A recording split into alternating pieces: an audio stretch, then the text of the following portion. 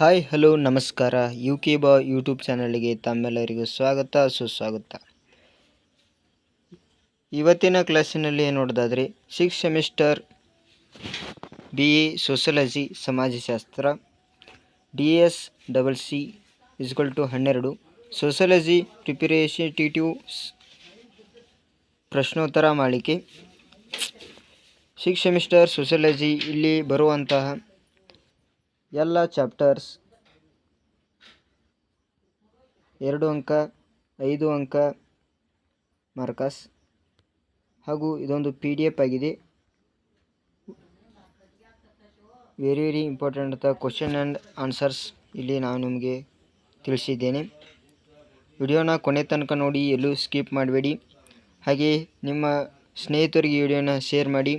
ಹಾಗೆ ನಮ್ಮ ಚಾನಲ್ನ ಸಬ್ಸ್ಕ್ರೈಬ್ ಮಾಡಿ. ಇದೇ ರೀತಿ ಹೊಸ ವಿಡಿಯೋಗಳನ್ನ ನಮ್ಮ ಚಾನಲ್ನಲ್ಲಿ ಹಾಕ್ತಾ ಇರ್ತೀವಿ. ಇಲ್ಲಿ ಮೊದಲೇ ಅಧ್ಯಾಯ ಆದಂಥ ಸಿದ್ಧಾಂತ ಮತ್ತು ಅದರ ಪ್ರಕಾರಗಳು 2 ಅಂಕದ ಪ್ರಶ್ನೆ ಉತ್ತರಗಳು ಇಲ್ಲಿ ನೋಡ್ಬೋದು ನೀವು. ವೆರಿ ಇಂಪಾರ್ಟೆಂಟ್ ಪ್ರಶ್ನೆ ಉತ್ತರಗಳು. ಸರಿಯಾಗಿ ನೋಡಿ, ಹಾಗೆ ಸರಿಯಾಗಿ ಓದ್ಕೊಳ್ಳಿ. Very important. ಇಲ್ಲಿ ಸಿದ್ಧಾಂತ ಎಂದರೇನು, ಹಾಗೆ ವ್ಯಾಖ್ಯಾನಿಸಿದರ ಪ್ರಕಾರಗಳು ಯಾರು, ಹಾಗೆ ಎರಡನೇ ಪ್ರಶ್ನೆ ಸಾಮಾಜಿಕ ಸಿದ್ಧಾಂತ ಎಂದರೇನು ಅಥವಾ ಸಾಮಾಜಿಕ ಸಿದ್ಧಾಂತ ಅರ್ಥ ಬರೆಯಿರಿ. Very important. ಸರಿಯಾಗಿ ನೋಡ್ಕೊಳ್ಳಿ. ಈ PDF ಸೋಷಿಯಾಲಜಿ ವೆರಿ ಇಂಪಾರ್ಟೆಂಟ್. ಎಲ್ಲ ಚಾಪ್ಟರ್ ಬರುವಂತಹ ಕ್ವಶನ್ಗಳಾಗಿರುತ್ತೆ. 2 ಅಂಕದ ಪ್ರಶ್ನೆ ಉತ್ತರಗಳು ಇವು.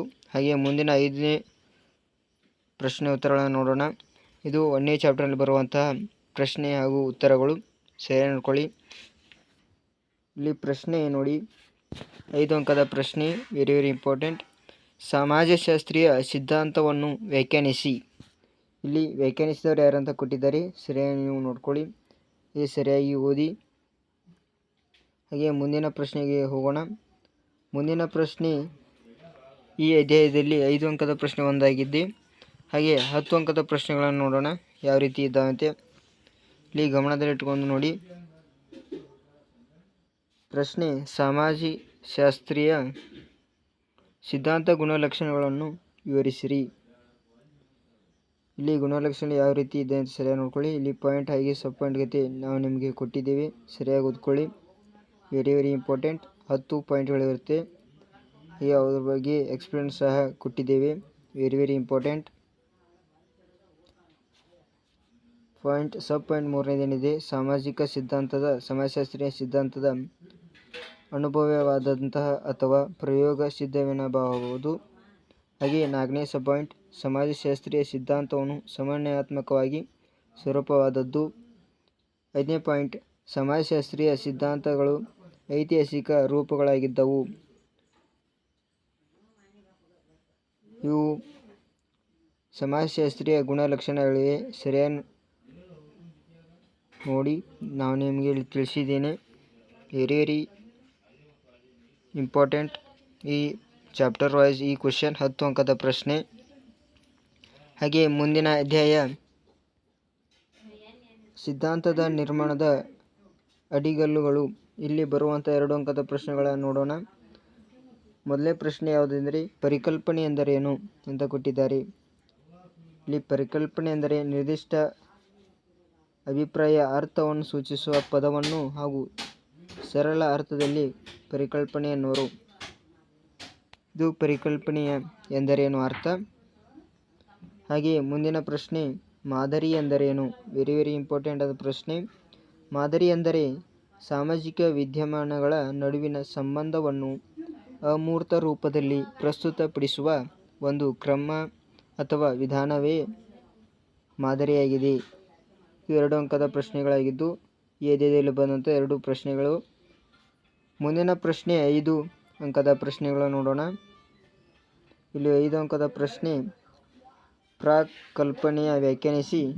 ಪ್ರಾಕ್ ಕಲ್ಪನೆಯ ಬಗ್ಗೆ ಟಿಪ್ಪಣಿ ಬರೆಯಿರಿ.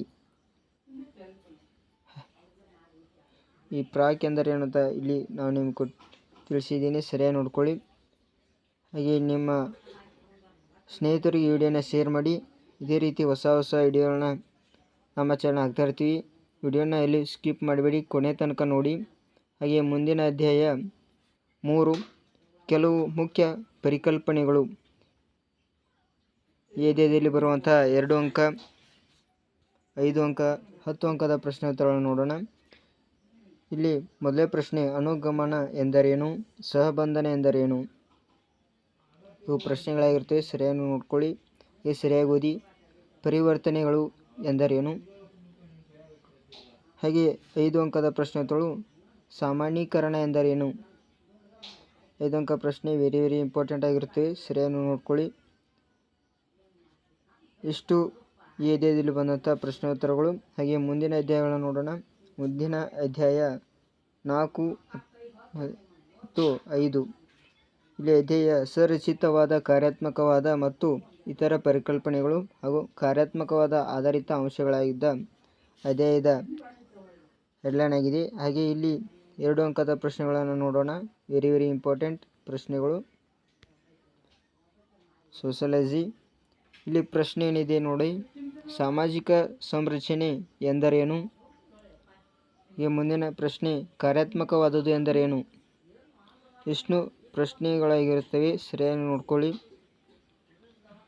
ವಿಡಿಯೋನ ಸ್ಕಿಪ್ ಮಾಡಬೇಡಿ, ಕೊನೆ ತನಕ ನೋಡಿ. ಹಾಗೆ ಮುಂದಿನ ಪ್ರಶ್ನೆ 5 ಅಂಕದ ಪ್ರಶ್ನೆಗಳು, ಕಾರ್ಯಾತ್ಮಕವಾದ ಬಗ್ಗೆ ಟಿಪ್ಪಣಿ ಬರೆಯಿರಿ.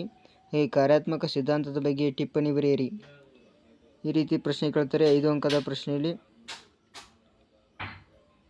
ಸರಿಯಾಗಿ ನೋಡಿ, ವೆರಿ ಇಂಪಾರ್ಟೆಂಟ್ ಪ್ರಶ್ನೆ. ಇಲ್ಲಿ ಕರಿ ಇಂಕ್ಲೆ ಬರೆದಂಥ ಹೆಡ್ಲೈನ್ ಆಗಿರುತ್ತೆ. ಸರಿಯಾಗಿ ನೋಡ್ಕೊಂಡು ನೀವು ಸರಿಯಾಗಿ ಓದ್ಕೊಳ್ಳಿ. ಶಿಕ್ಷಣ ಸರ್ ಸೋಷಿಯಾಲಜಿ ವೆರಿ ಇಂಪಾರ್ಟೆಂಟ್ ಪ್ರಶ್ನೆ ಉತ್ತರಗಳು. ಹಾಗೆ ಸಾಮಾಜಿಕ ಪ್ರಕ್ರಮ ಎಂದರೇನು ಮತ್ತು ಸಾಮಾಜಿಕ ಪ್ರಕ್ರಮದ ಬಗ್ಗೆ ಟಿಪ್ಪಣಿ ಬರೆಯಿರಿ. ಮುಂದಿನ ಪ್ರಶ್ನೆಗಳು 10 ಅಂಕದ ಪ್ರಶ್ನೆಗಳು. 4 ಮತ್ತು 5 ಅಧ್ಯಾಯದಲ್ಲಿ ಬಂದಂಥ ಪ್ರಶ್ನೆಗಳು, ಸಾಮಾಜಿಕ ಸಂರಚನೆಯ ಗುಣಲಕ್ಷಣಗಳನ್ನು ವಿವರಿಸಿ. ವೆರಿ ಇಂಪಾರ್ಟೆಂಟ್ ಆದ ಪ್ರಶ್ನೆ ಇದು. ಹೆಚ್ಚಾಗಿ ಕೇಳಿದಂಥ ಪ್ರಶ್ನೆ 2025-24ರಲ್ಲಿ ಕೇಳಿದಂಥ ಪ್ರಶ್ನೆಯಾಗಿದ್ದು. ಮುಂದಿನ ಪ್ರಶ್ನೆಗಳನ್ನು ನೋಡೋಣ. ಮುಂದಿನ ಪ್ರಶ್ನೆ, ಕಾರ್ಯಾತ್ಮಕತೆ ಪೂರ್ವ ಅವಶ್ಯಕತೆಯನ್ನು ವಿವರಿಸಿ. ಎಷ್ಟು ಪ್ರಶ್ನೆ ಉತ್ತರಗಳಾಗಿರ್ತವೆ. ವಿಡಿಯೋನ ಕೊನೆ ತನಕ ನೋಡಿ, ಎಲ್ಲೂ ಸ್ಕಿಪ್ ಮಾಡಬೇಡಿ. ಮುಂದಿನ ಅಧ್ಯಾಯಗಳಿಗೆ ಹೋಗೋಣ. ಮುಂದಿನ ಅಧ್ಯಾಯ 6 ಮತ್ತು 7ನೇ ಅಧ್ಯಾಯವಾದಂಥ ನವಕಾರಾತ್ಮಕವಾದ ಮತ್ತು ಸಂಘರ್ಷಾತ್ಮಕ ಪರಿದೃಷ್ಟಿ. ಈ ಅಧ್ಯಾಯದಲ್ಲಿ ಬರುವಂತಹ 2 ಅಂಕ, 5 ಅಂಕ, 10 ಅಂಕದ ಪ್ರಶ್ನೆ ಉತ್ತರಗಳು ವೆರಿ ಇಂಪಾರ್ಟೆಂಟ್ ಆಗಿರುತ್ತವೆ. ಸರಿಯಾಗಿ ಈ ಅಧ್ಯಯನ ಓದ್ಕೊಳ್ಳಿ. ಇಲ್ಲಿ 2 ಅಂಕದ ಪ್ರಶ್ನೆಗಳು ನೋಡೋಣ. ಪ್ರಶ್ನೆ, ನವಕಾರ್ಯಾತ್ಮಕವಾದ ಎಂದರೇನು? ಸಂಘರ್ಷ ಎಂದರೇನು? ಸಂಘರ್ಷದ ಅರ್ಥ ಎಂದರೇನು ವಿವರಿಸಿರಿ ಅಂತ ಕಟ್ಟಿದ್ದಾರೆ. ಹಾಗೆ ಸಂಘರ್ಷವಾದದ ಅರ್ಥವನ್ನು ಬರೆಯಿರಿ. ಪ್ರಶ್ನೆಗಳು ವೆರಿ ಇಂಪಾರ್ಟೆಂಟ್ ಇರುತ್ತವೆ. ಅಥವಾ ಅಂತ ಸಹ ಕೊಟ್ಟಿರ್ತಾರೆ. ಹಾಗೆ ಮುಂದಿನ ಪ್ರಶ್ನೆ, ಸಂಘರ್ಷ ಸಿದ್ಧಾಂತದ 4 ಪ್ರತಿಪಾದಕರನ್ನು ಹೆಸರಿಸಿ. ಇಲ್ಲಿ 12 ಪ್ರತಿಪಾದಕರನ್ನು ನಾವು ನಿಮ್ಗೆ ಕೊಟ್ಟಿದ್ದೀವಿ. ಸರಿಯಾಗಿ ನೀವು ನೋಡ್ಕೊಳ್ಳಿ. ಹಾಗೆ ಮುಂದಿನ ಪ್ರಶ್ನೆ, ಸಾಮಾಜಿಕ ಸಂಘರ್ಷ ಎಂದರೇನು? ಇಲ್ಲಿ ವ್ಯಾಖ್ಯಾನಿಸಿದ ಕವಿ ಪ್ರಕಾರಗಳನ್ನು ನೋಡಿ, ಸರಿಯಾಗಿ ನೋಡ್ಕೊಳ್ಳಿ. ಯಾವುದು ನಿಮಗೆ ಈಸಿ ಅನಿಸುತ್ತಲೆ ಅದನ್ನು ನೀವು ಬರೀಬೋದು. ಹಾಗೆ ಮುಂದಿನ ಪ್ರಶ್ನೆಗೆ ಹೋಗೋಣ. ಇಷ್ಟು ಪ್ರಶ್ನೆಗಳಾಗಿರುತ್ತವೆ, 2 ಅಂಕದ ಪ್ರಶ್ನೆಗಳು. ಹಾಗೆ 5 ಅಂಕದ ಪ್ರಶ್ನೆ ನೋಡಿ, ನವಕಾರ್ಯಾತ್ಮಕ ಎಂದರೇನು? ಇದು 1918ರಲ್ಲಿ ಮಾಧ್ಯಮಿಕವಾಗಿ ಸಾಮಾಜಿಕವಾಗಿ ಬೆಳೆದಂಥ ಹೊರಮಿತೆಂದು ನವಕಾರಾತ್ಮಕವಾಗಿ ಎನ್ನುತ್ತಾರೆ. ಇದನ್ನು ಅಮೆರಿಕ ಮತ್ತು ಜರ್ಮನ್ ದೇಶಗಳಲ್ಲಿ ತಿಳಿಸಿದ್ದಾರೆ. ಈ ರೀತಿ ಅರ್ಥ ಪೀಠಿಕೆ ಹಾಕಿ ಬರೀಬೇಕಾಗುತ್ತೆ, ಟಿಪ್ಪಣಿ ಅಂತ ಕೊಟ್ಟಾಗ ಪ್ರಶ್ನೆನ. ಹಾಗೆ ನವಕಾರಾತ್ಮಕ ಲಕ್ಷಣಗಳು ನೋಡಿ, ಈ ರೀತಿ ಲಕ್ಷಣಗಳು ಇರುತ್ತವೆ. ಈಗ ಮುಂದಿನ ಪ್ರಶ್ನೆ, ಯಜಮಾನಿಕೆಯನ್ನು ವ್ಯಾಖ್ಯಾನಿಸಿ. ಪ್ರಶ್ನೆ ಯಾವ ರೀತಿ ಕೊಟ್ಟಿರ್ತಾರೆ ಸರಿಯಾಗಿ ನೋಡ್ಕೊಳ್ಳಿ. ಹಾಗೆ ಮುಂದಿನ ಪ್ರಶ್ನೆ 10 ಅಂಕದ ಪ್ರಶ್ನೆಗಳು. ಅಧಿಕಾರದ ಪ್ರಕಾರಗಳನ್ನು ವಿವರಿಸಿ. ಅಧಿಕಾರ ಪ್ರಕಾರಗಳು ನೋಡಿ: ಸಾಂಪ್ರದಾಯಿಕ ಅಧಿಕಾರ, ವೈಚಾರಿಕ ಮತ್ತು ಶಾಸನ ಸಮ್ಮತ ಅಧಿಕಾರ, ಜನಾಕರ್ಷಣ ಅಧಿಕಾರ. ಎಷ್ಟು ಅಧಿಕಾರದ ಕಾರ್ಯಗಳಾಗಿರುತ್ತೆ, ಲಕ್ಷಣಗಳು ಸರಿಯಾಗಿ ನೋಡ್ಕೊಳ್ಳಿ. ಹಾಗೆ ಮುಂದಿನ ಅಧ್ಯಾಯಗಳಿಗೆ ಹೋಗೋಣ. ಮುಂದಿನ ಅಧ್ಯಾಯದಂಥ 4 ಮತ್ತು 9ನೇ ಅಧ್ಯಾಯ ಸಾಮಾಜಿಕ ಸಂಘರ್ಷ, ಸಾಮಾಜಿಕ ಪರಿವರ್ತನಾ ಪ್ರಕ್ರಿಯೆಗಳು ಹಾಗೂ ಸಾಮಾಜಿಕ ಸಂಘರ್ಷದ ಕಾರ್ಯಗಳು. ಇದು ಅಧ್ಯಾಯದಲ್ಲಿ ಬಂದಂಥ 2, 5, 10 ಅಂಕಗಳು ವೆರಿ ಇಂಪಾರ್ಟೆಂಟ್ ಆಗಿರುತ್ತೆ. ವಿಡಿಯೋನ ಕೊನೆ ತನಕ ನೋಡಿ, ಎಲ್ಲೂ ಸ್ಕಿಪ್ ಮಾಡಬೇಡಿ. ಇಲ್ಲಿ ಬಂದಂಥ ಪ್ರಶ್ನೆ ನೋಡಿ, 2 ಅಂಕದ ಪ್ರಶ್ನೆ: ಸಾಮಾಜಿಕ ಪರಿವರ್ತನೆ ಎಂದರೇನು? ಇದು ಪ್ರಶ್ನೆಯಾಗಿದ್ದು. ಹಾಗೆ ಮುಂದಿನ ಪ್ರಶ್ನೆ 5 ಅಂಕದ ಪ್ರಶ್ನೆಗಳು: ಸಾಮಾಜಿಕ ಪರಿವರ್ತನೆಯನ್ನು ವ್ಯಾಖ್ಯಾನಿಸಿ. ಇಲ್ಲಿ ವ್ಯಾಖ್ಯಾನಿಸಿದ ಸಮಾಜಶಾಸ್ತ್ರಜ್ಞರು ಇಲ್ಲಿದ್ದಾರೆ, ಸರಿಯಾಗಿ ನೋಡ್ಕೊಳ್ಳಿ ನೀವು. ಹಾಗೆ ಸರಿಯಾಗಿ ಓದಿ, ವಿಡಿಯೋನ ಕೊನೆ ತನಕ ನೋಡಿ, ಎಲ್ಲೂ ಸ್ಕಿಪ್ ಮಾಡಬೇಡಿ. 10ನೇ ಪ್ರಶ್ನೆ ನೋಡೋಣ. ಸಾಮಾಜಿಕ ಪರಿವರ್ತನೆಯನ್ನು ಸ್ವರೂಪವನ್ನು, ಲಕ್ಷಣಗಳನ್ನು ಚರ್ಚಿಸಿ. ಇಲ್ಲಿ ಸ್ವರೂಪ ಮತ್ತು ಲಕ್ಷಣಗಳಂತ ಕೊಟ್ಟಿರ್ತಾರೆ, ಸರಿಯಾಗಿ ನೋಡ್ಕೊಳ್ಳಿ. ಇಷ್ಟು ಲಕ್ಷಣ ಮತ್ತು ಸ್ವರೂಪಗಳು ಇರುತ್ತವೆ. 14 ಲಕ್ಷಣ ಮತ್ತು ಸ್ವರೂಪಗಳು ಇರುತ್ತವೆ. ಅವತ್ರ ಬಗ್ಗೆ ಸಣ್ಣದಾಗಿ ಒಂದು ಎಕ್ಸ್ಪ್ಲೇನ್ ಕೊಟ್ಟಿದ್ದೇವೆ.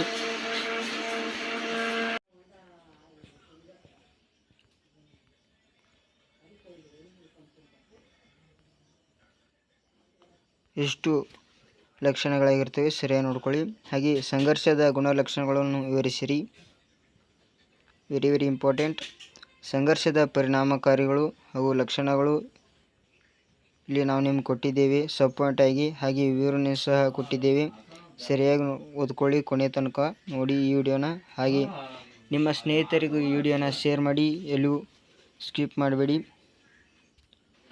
ಮುಂದಿನ ಪ್ರಶ್ನೆ: ಜಾರ್ಜ್ ಇಸ್ಮಾಯಿಲ್ ರವರ ಸಂಘರ್ಷ ಸಿದ್ಧಾಂತವನ್ನು ವ್ಯಾಖ್ಯಾನಿಸಿರಿ. ಸಬ್ ಪಾಯಿಂಟ್ ಆಗಿ ಕೊಟ್ಟಿದ್ದೇವೆ, ವೆರಿ ಇಂಪಾರ್ಟೆಂಟ್. ಹಾಗೆ ಮುಂದಿನ ಪ್ರಶ್ನೆ: ಕಾರ್ಲ್ ಮ್ಯಾಕ್ಸ್ ರವರ ಸಂಘರ್ಷ ಸಿದ್ಧಾಂತವನ್ನು ವಿವರಿಸಿರಿ. ಇವು ಸಿದ್ಧಾಂತ ಮತ್ತು ಲಕ್ಷಣಗಳಾಗಿರ್ತವೆ, ಸರಿಯಾಗಿ ನೋಡ್ಕೊಳ್ಳಿ.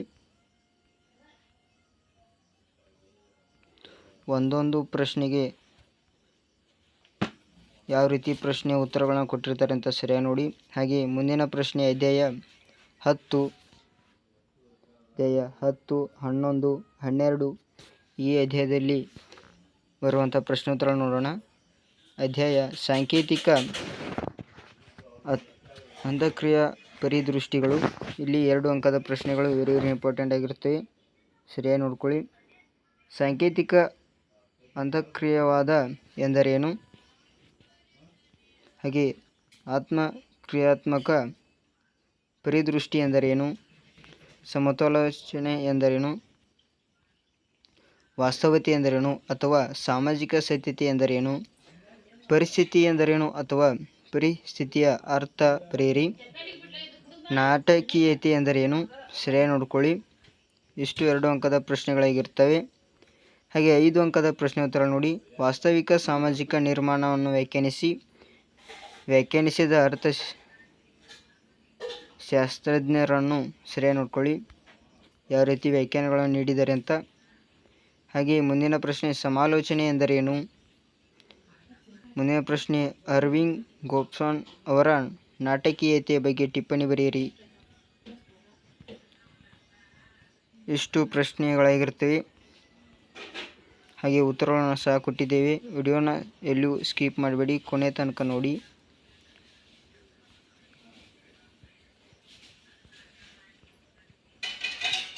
ಇಷ್ಟು 12 ಅಧ್ಯಾಯದಲ್ಲಿ ಬಂದಂತಹ ಸಮಾಜಶಾಸ್ತ್ರದ ವೆರಿ ಇಂಪಾರ್ಟೆಂಟ್ ಆದ ಪ್ರಶ್ನೆ ಉತ್ತರಗಳು